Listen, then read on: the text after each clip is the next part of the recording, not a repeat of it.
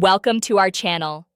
A well-planned itinerary helps you make the most of your trip without feeling overwhelmed. Step 1. List all the attractions and activities you want to experience at your destination. Step 2.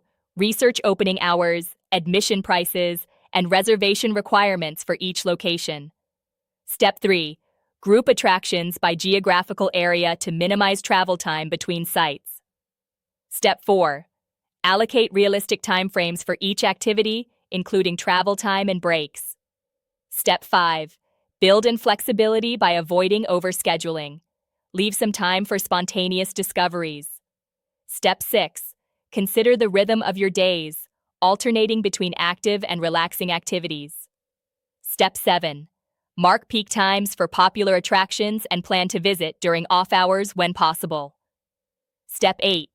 Include mealtimes and research restaurants in advance. Step 9. Share your itinerary with travel companions and make adjustments based on their input. Step 10. Save your itinerary digitally and offline for easy access during your trip. Don't forget to like this video and subscribe to our channel.